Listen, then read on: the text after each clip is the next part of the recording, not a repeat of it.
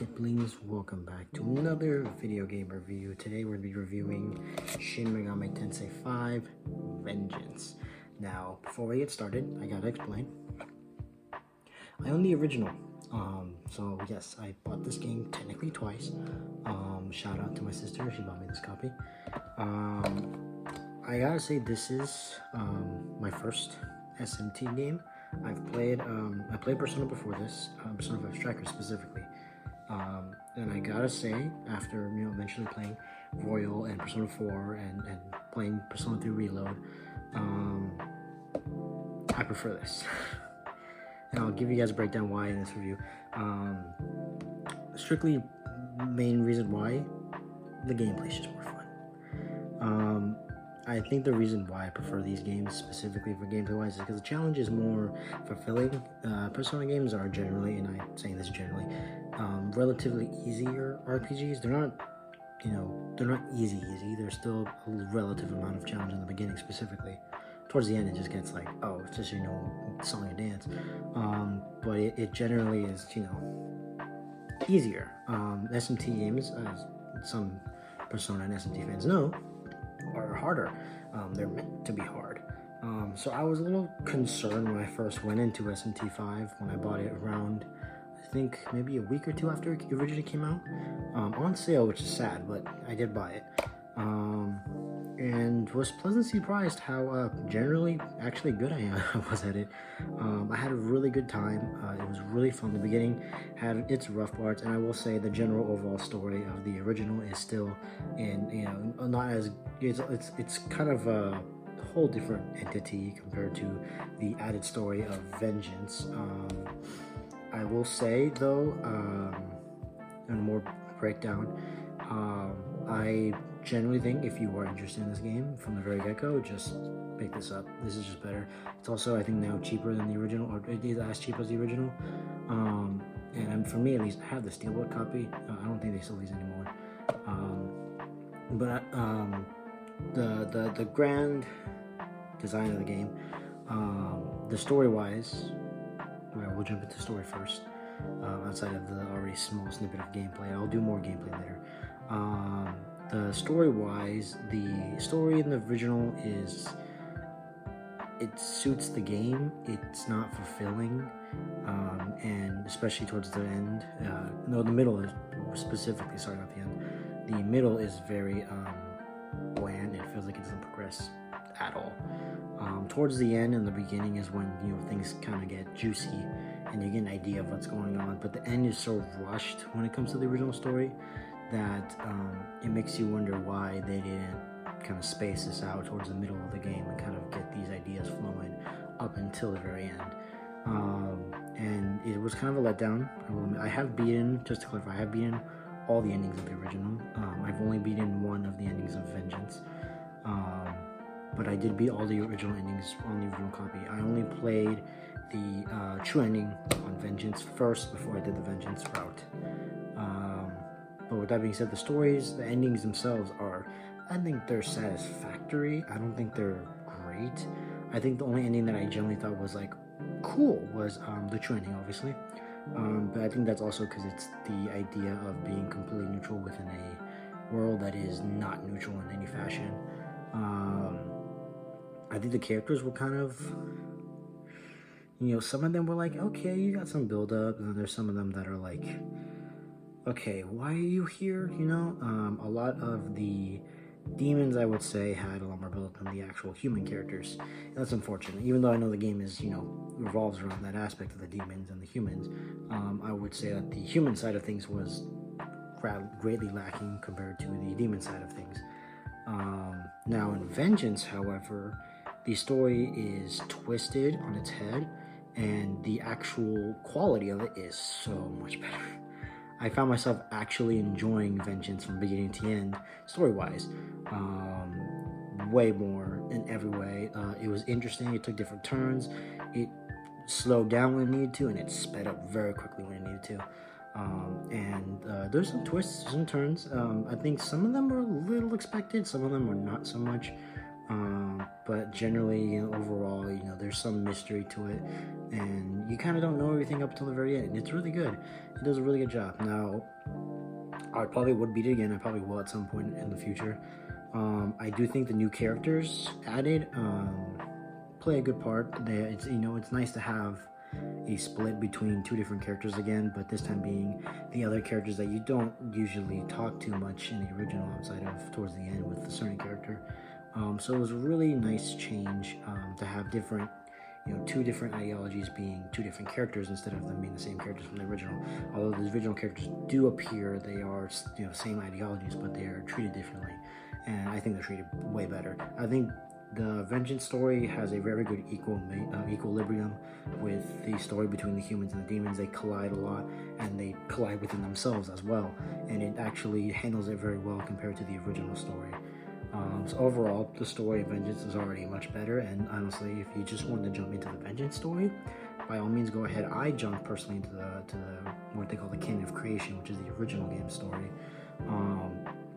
First, mainly because I wanted to build up my character back to what it was, because unfortunately this is my biggest flaw of this re-release, really upgraded release, was that if for the Switch version, none of the progress from the original is carried over.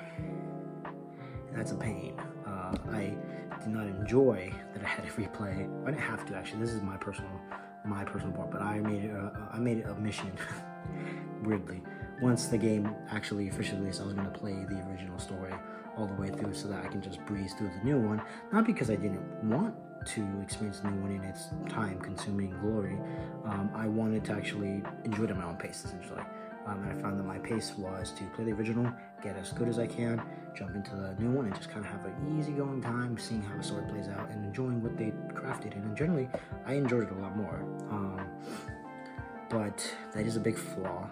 And I do know that there are some carryovers. There are some demon companions data will be carried over. It's not really told to you which ones. You don't get to select them. Just from opening the game, it gives you a pop-up saying, hey, some of these demons have carried over. And I think it's the same for everybody, but it's most likely different because I got random ones. Some characters I literally would just never summon in a normal game after getting them originally. And then certain characters that admittedly I abused pretty early on into the middle of the original story in the Vengeance version. But that's enough of the story. I generally think this serviceable. This quite enjoyable. Gameplay wise, here's a good thing. I like, and this is gonna sound maybe crazy to some people, I like the limited options of SMT when it comes to combat compared to the plethora of options you have in Persona.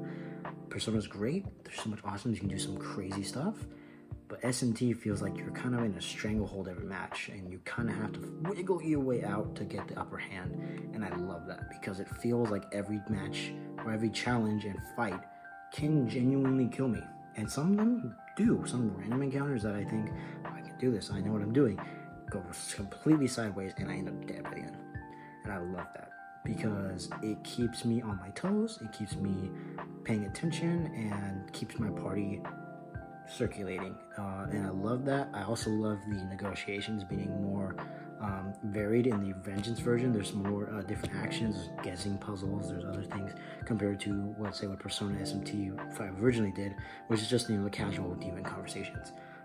Those are cool and they're still there, but I like the variedness that there's every now and then. Not even now and then, they're pretty common. You get a different option depending on the demon, or just depending on the mood of the demon, and the time system, which I can't even get into because I forget about it. And generally, I don't think you really need to worry too much about it. It's nice if you know what you're doing and you can benefit and play around it. But for the most part, I didn't really need it. And I don't think you really do enjoy this. You kind of can just do however you please.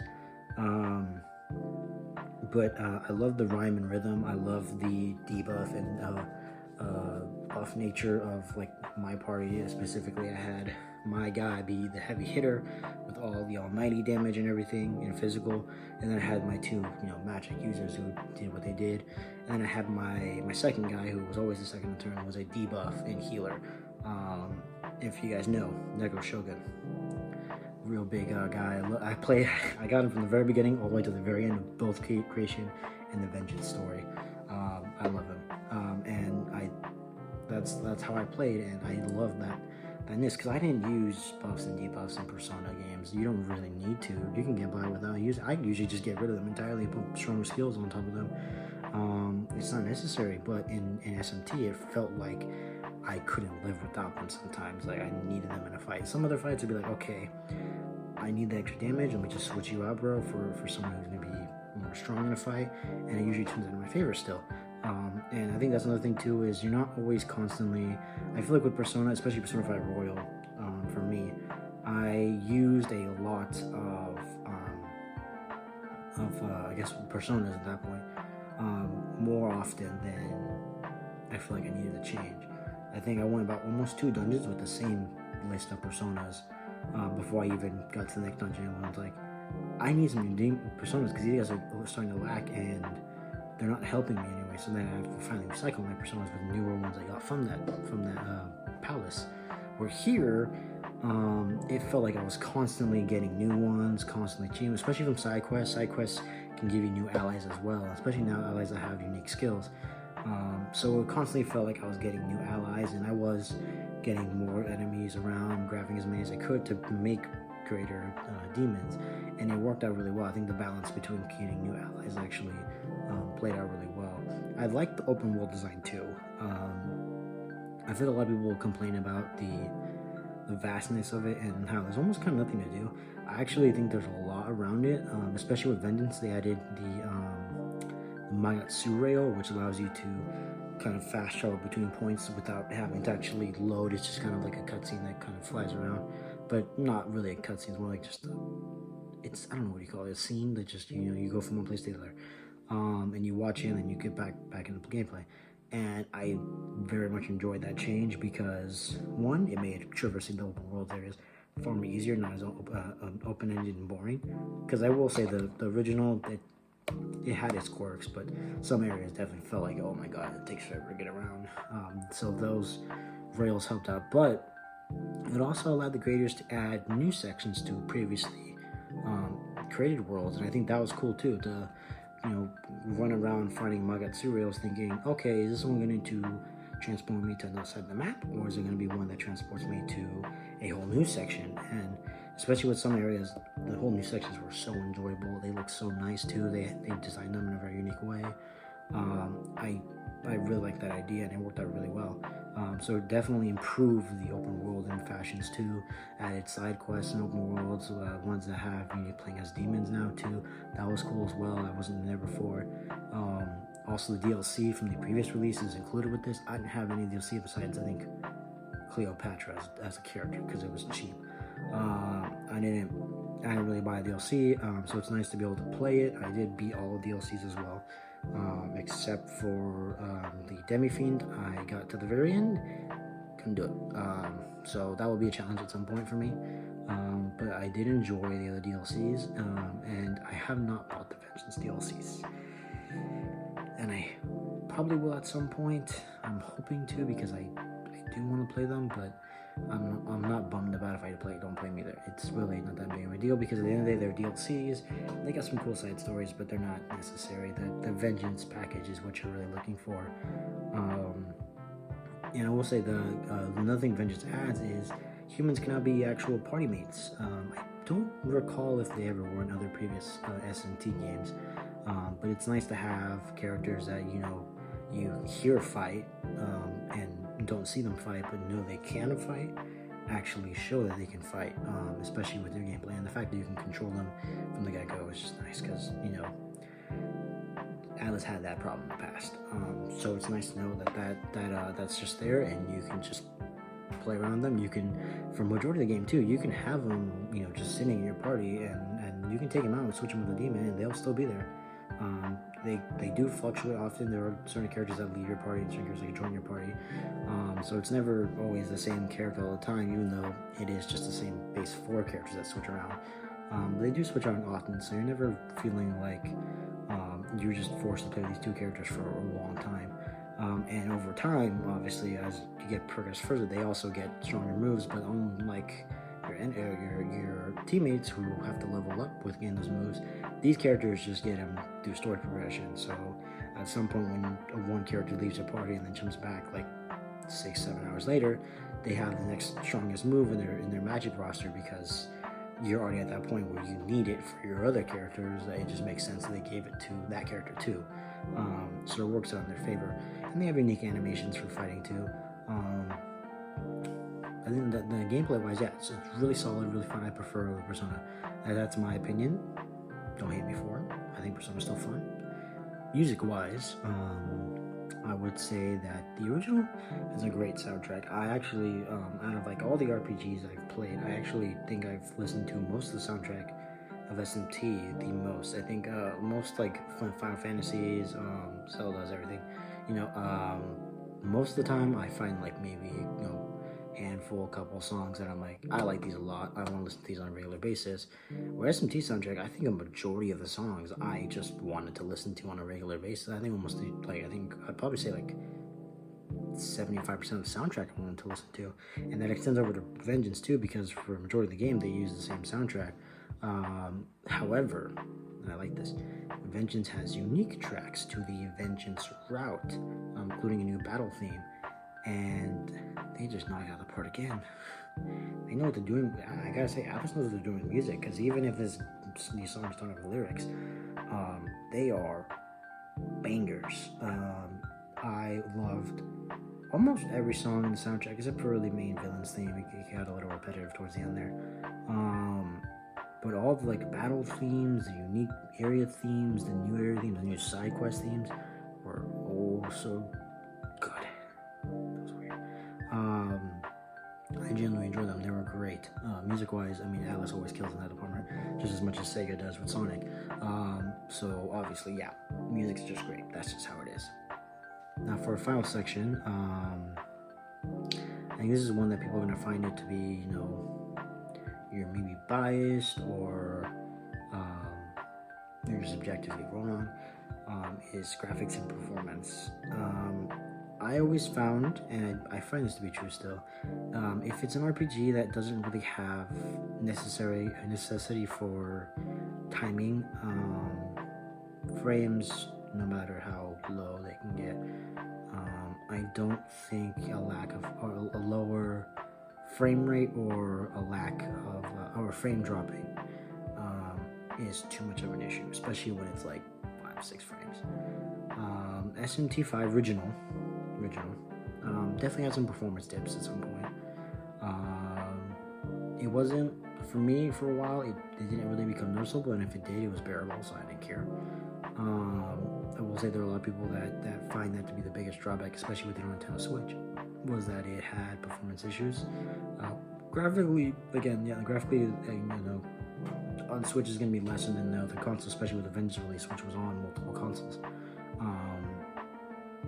I think that even then, the game looks great. Yes, it's pixelated a lot sometimes, but it's an RPG. What more do I have to say? Some of these RPGs don't care about their graphics in that manner, and they're stylistic, but they're not necessary. That's just how it is. It's more about the fun of the game than it is about the look of the game sometimes. Especially with SMT. I think SMT, it's really always about the fun of the game rather than the look. Even with Persona sometimes, even with their areas, like Persona 4, Persona 3, the originals, they weren't going for cutting edge graphics. They're going for a really fun game and a good story, and they nailed it at the park. Obviously with the remakes and stuff and the later release games, they definitely pushed it more on the looks and graphics side. Sometimes almost to a point where you can't get any better than that. I'm looking at you, Persona 5 UI. But I mean, this is a game that was originally on lower end hardware. It's presumably designed for it, because it definitely, even though it looks the way it does, it looks good and it runs, not the best, but it's not bad by any means. If you're okay with 30 FPS, Switch is probably one of the better versions because it's portable in every way. And I mean, that's what I do. If a game is passable, in my opinion, which is good performance and decent looking graphics, I will just buy it on Switch because it's portable, and that's the place I usually play the most because it is portable. I get to take it wherever I want. I can just play wherever I want, regardless if it's in my house anywhere or outside. So I always lean towards Switch copies of games. And I obviously here I had a stake because of the original. But it's not terrible. It's not. It looks good. It's the frame rate is fine, I guess. Vengeance. Now I could be wrong, and I probably am, but I do think there is a better performance on this one, which is shocking because this technically still has the original game in all of its glory on it, including the new one. But I'm probably wrong in this factor, but I do think that it did improve performance-wise slightly. Graphically, it's about the same. There's not really a big difference. But I do think that performance-wise, it did increase. I don't recall if the original had an FOV slider, but this one does, the Vengeance release. And I did crank it up ever so slightly, not too high, so I could see everything. I cranked it up just so that I can still make out details on the character model, and still be able to see a majority of things while also seeing a little more. And that did well for me. I like that. So I probably had a couple of performance dips because of that too. But I mean, overall, they handled it really well. I actually was quite impressed, stylistically for the graphics. Atlus knows what they're doing when it comes to style in their games. So obviously, every area has a unique vibe to it. Where the main area is like a desecrated, deserted, yellow-orange cityscape with the Tokyo Diet building at the end. The second area being like a red powdered dust industrial area with a common city at the end. And then later on, the third area, depending on which storyline you play, whether creation or vengeance, changes. So yeah, the creation, it would be a grayish, destructive war zone. So the city's all ripped apart, and there's highways and tunneling and everything. There's a school at the end, and it has that vibe of just like broken down living areas. And then with vengeance, it's a nice gardeny like area with high-rise buildings, so it has a very grayish but light grayish goldish tone where there's flowers and flora everywhere. In the very end, there's broken down cities showing that you've gotten out of that peaceful area to a new area that is, again, not a war zone but more broken down and more desecrated, until the very end where you get to a white powdered, almost like spiritual city, where there are actual gates and stuff of I don't really know Japanese architecture, I'm sorry. There are the traditional square gates, which has a very spiritual aura, which explains, especially with the story, what goes on in that location. It makes sense up until the very end where you're basically in heaven. So they do know how to stylize their game in that regard. I do think they did a great job there, especially with the Vengeance release of the new area and the new area as part of the original maps. Yeah, they know how to do it. It's great. I can't show you any footage because I play on Switch and you can only do 30-second clips, and I didn't record any of these because I played these a little while ago. But I still have these fresh in my mind because these are games I played regularly. I played the original at least 3 times, and I played this one at least twice. So that's about 5 times each game totaling together. So I put my time into it. But yeah, overall, game wise, I would give the original, which I'm not really necessarily need to rank this. I'll give the original maybe a 6 out of 10. It's above average. It's not bad. It's okay, but it gets its satisfaction in some areas, but it's not past the this is a solid game, but it's not something more. Vengeance, on the other hand, I would give a solid 8 out of 10. There are some issues, especially with the data transfer, and I mean, it's overall, it's a re-release. There's a lot of stuff to it. A full price re-release, at least when I got it. And it's not the greatest of all RPGs, but it has a decent story. For the original, it has a pretty good story. For the re-release Vengeance story, and you get both in each package, well, DLC too. So it's it's really 2 games in one. But yeah, 8 out of 10. So again, go at ya. 6 out of 10, 8 out of 10. Very much an improvement. Thank you guys so much for watching. Let me know in the comments what you think. Also, yes, I play Persona. Leave me alone. I don't need the discourse. I like both. I prefer this. Sorry. I played Persona first too, so I know, the glory of it. But yeah, let me know. Leave a like if you like this video. Let me know any ideas you guys got, other games you might want me to play or review. I have quite a lot of games I've played already that I can review. But yeah, thank you guys so much for watching, and see you guys next video. Peace out.